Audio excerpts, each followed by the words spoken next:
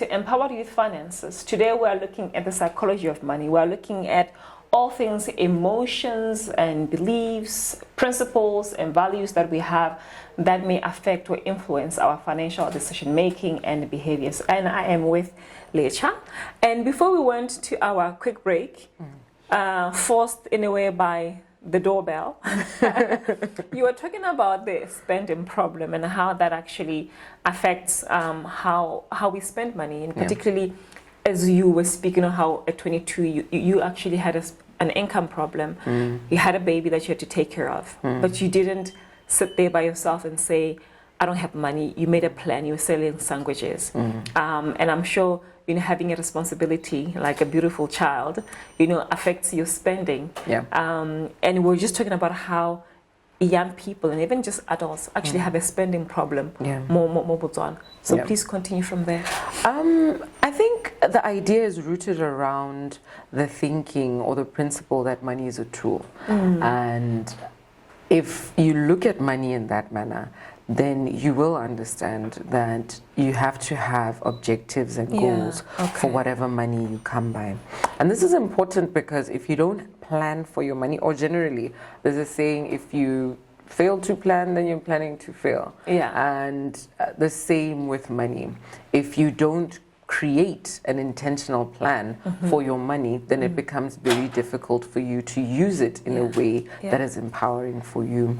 So I think it's also important to highlight that the lack of an income problem doesn't necessarily make you not susceptible or proof to a spending problem, because you can have enough income but then spend in an exceeding manner to your income, and that quickly leads you down the road to debt, but we'll get there later. Spending problem really is where you don't have that financial discipline, where you don't have financial goals, and therefore you don't spend your money in a way that you're using it to empower you in future or even in the moment. Because once you set goals for your money, then you know exactly what you want to do with it. I think back to the story that I just narrated now, that though I had surplus money and I was able to reasonably meet the needs that I had at the time. However, I didn't start from a point where I had a plan to say, this is my budget. During the time is when I started doing that, realizing that I'd make money, but then sometimes I'd spend even into stock. Then because I was living at home, I'd borrow tomato to just to get business back up again. So it's important to use specific tools if you want to avoid having a spending problem. Okay, so and I like how you highlighted the fact that if you don't have goals, you don't set goals for your money or have a plan for your money, you won't really know where your money is going. Somebody actually was saying that if you don't plan for your money is going to just wander around. It becomes like a ghost, like ghosts are just like hovering all over the place. So you spend it on alcohol, you spend it on food, you spend it on friends, you spend it on family without actually having a target of where it is going. Okay, and you actually mentioned an issue of debt. And actually you also highlighted that you can actually have lots of money. And if you don't have a plan for it, it's also just going to disappear. You may actually find yourself living beyond your means and you can't track it until now you are at zero or at negative. What about the debt problem? It starts with what you just described, that the pressures could come from many things. Sometimes it's just how people perceive you, that they know that you work for a certain blue chip company, therefore you are definitely making bank, and that kind of switches their expectations. Making bank, is that a thing? Is that a Generation Z expression? I've never heard it before. It simply means you're earning reasonably. Nice. Yes. Okay. So just because people perceive you like that, it can be tempting to keep up with that expectation, and you end up spending money recklessly on things that you don't necessarily need.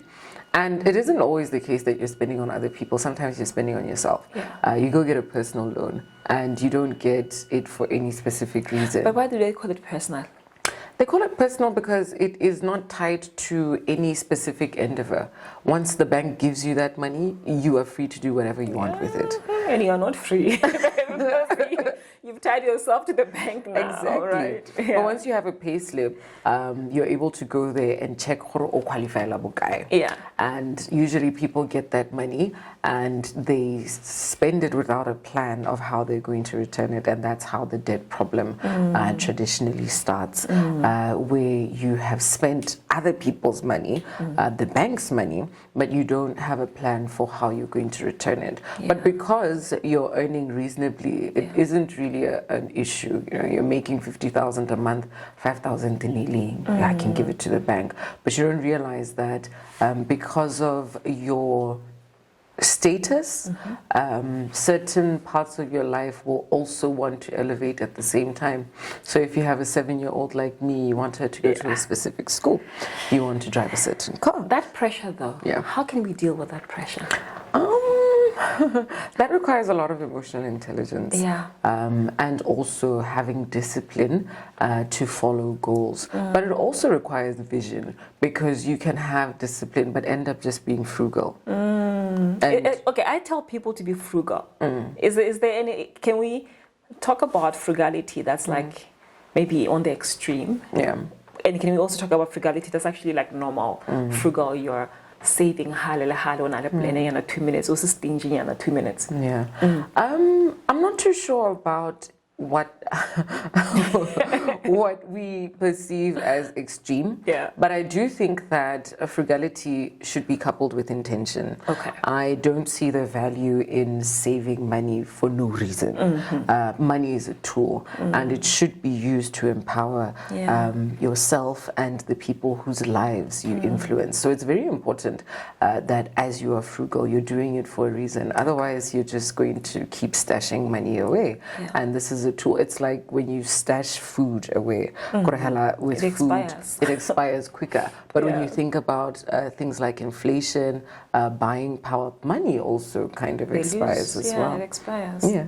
So it's important that you set goals so that you keep up with the economy and also work your way to freedom.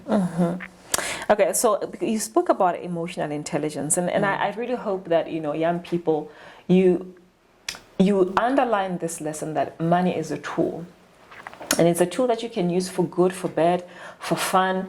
But if you are a long-term thinker, you'll start looking at money differently, and you'll start planning for it differently, and that takes emotional intelligence that she has spoken about. So can we actually then maybe just wrap up this part here and talk about the emotional attachments that we have, and how and why do emotional reactions such as fear, greed, envy, and guilt influence our financial decision making? Okay. Yeah. Allow me to play devil's advocate Sure. just a little bit here. Sure. I want to draw from our traditional wealth system, Okay. Yadukom. And we still find a lot of our parents, those lucky to still have their grandparents alive, still do the subsistence farming thing. They call it commercial, but it isn't really, because we don't often see dikgomo di rekisiwa. And that's a good example of emotional attachment to money, because essentially those resources should be used to empower you. Right. But instead, what we usually see,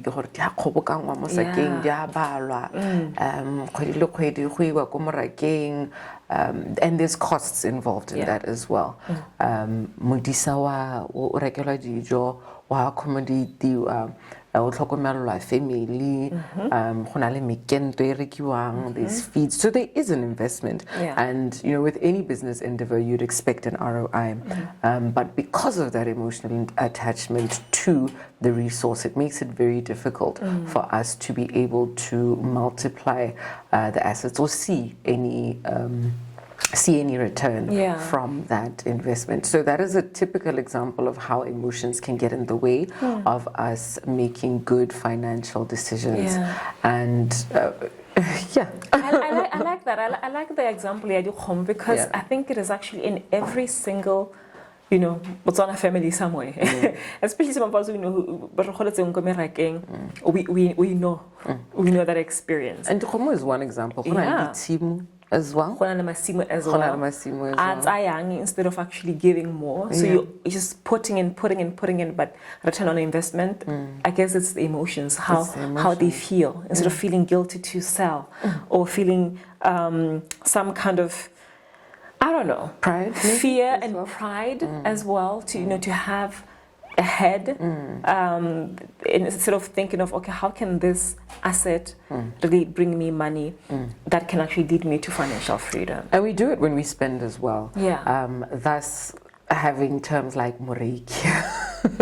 Moreiki. It's a self-esteem thing. It's an ego thing where people kind of buy respect, buy a sense of significance using their money. So when I step in the place, I want you to know what time it is, because I am the one buying drinks for everyone. I am the one, you know, because it's like a ice boy, you know, everybody does things for me because I have the money. But that typically will get in the way of your financial goals.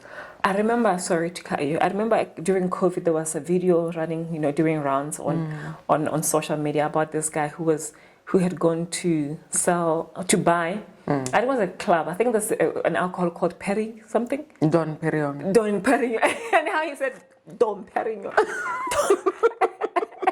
And I was like, the emotions and how he feels so proud having spent that amount of money on that Don Perignon thing. That's true, and that's how a lot of us become susceptible to black tax as well.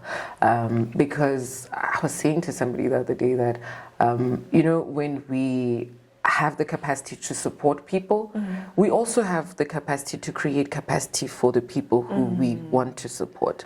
But usually we stop at just giving them the fish instead of teaching them how to fish because of that codependency, because that codependency makes us feel relevant.